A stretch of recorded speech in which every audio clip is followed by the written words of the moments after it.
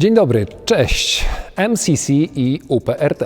Już tylko te dwa skróty dzielą nas od spełnienia wszystkich wymogów formalnych, aby aplikować do linii lotniczej i spełnić swoje największe marzenie.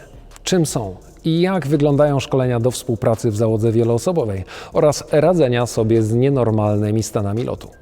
Zapraszam do oglądania. Come and fly away with me. We're rising, we're falling, we're making.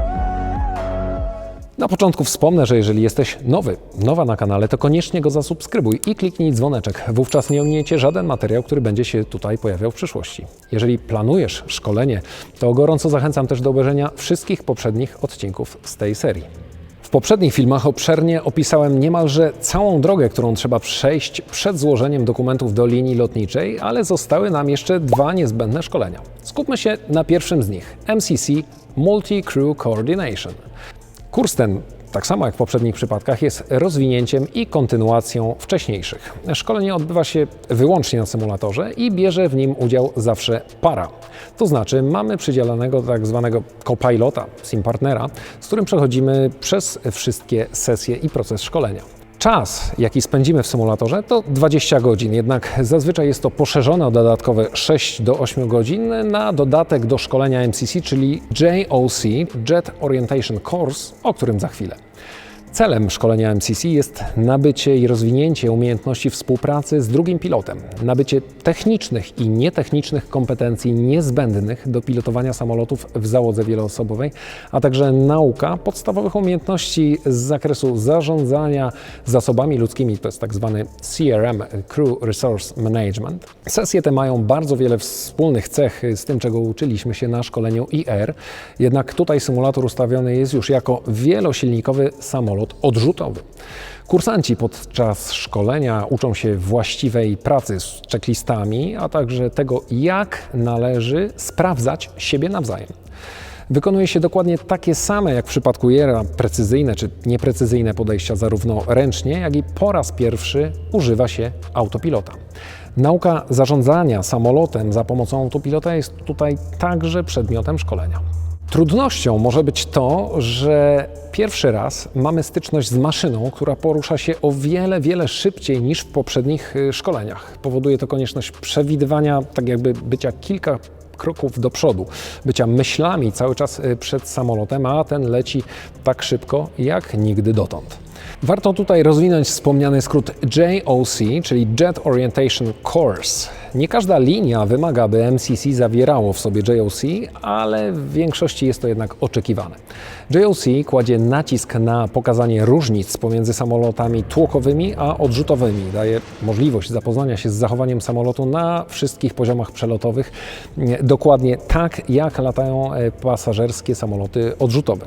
Warto zatem szukać oferty MCC, która zawiera także JOC.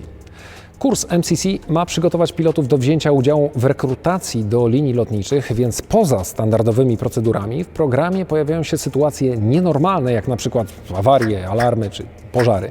Załoga stawia tutaj czoła nowym sytuacjom, ucząc się prawidłowych zachowań i radzenia sobie z takimi sytuacjami.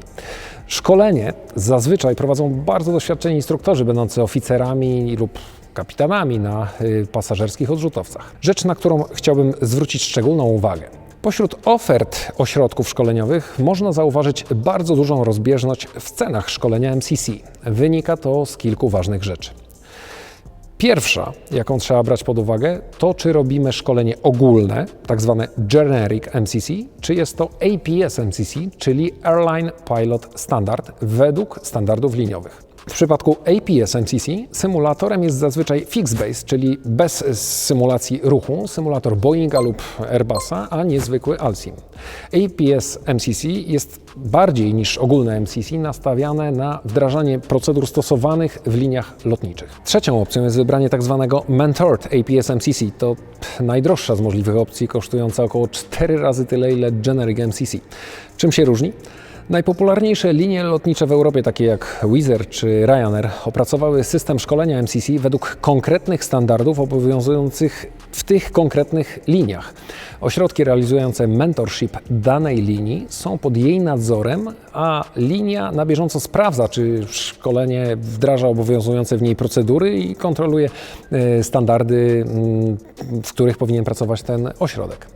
Aby przystąpić do takiego szkolenia, trzeba zazwyczaj przejść preselekcję, która jest bliźniacza ze wstępną selekcją do konkretnej linii lotniczej. Kandydat, który zostaje przyjęty na takie szkolenie, zyskuje zazwyczaj tak zwany fast track, czyli szybką ścieżkę na rekrutację w tej konkretnej linii.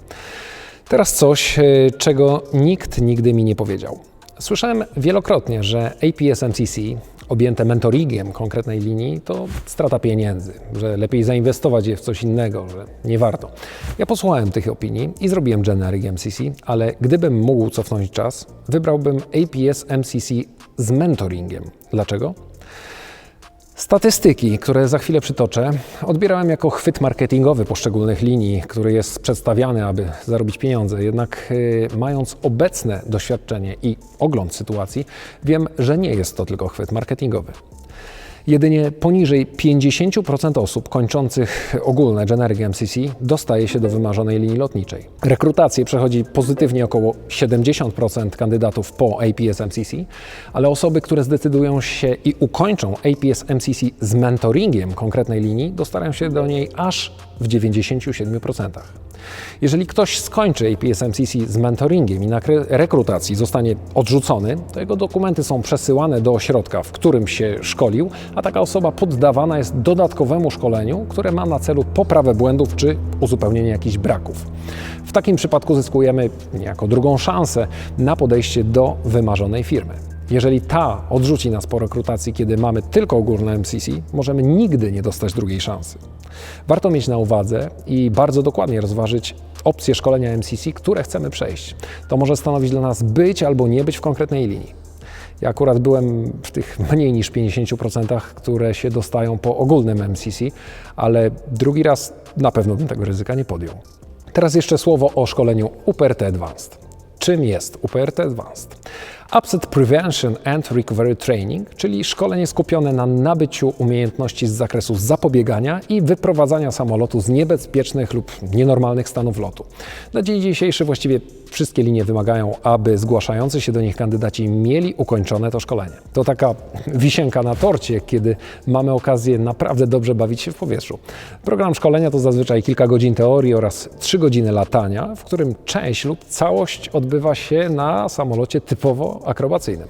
Uczymy się różnych upsetów, od najprostszych nose up, nose down, poprzez przeciągnięcia statyczne, dynamiczne, korkociągi, latanie na plecach i kilka innych figur, które można zrobić z samolotem, i naszym zadaniem jest poradzić sobie z tymi nienormalnymi stanami lotu.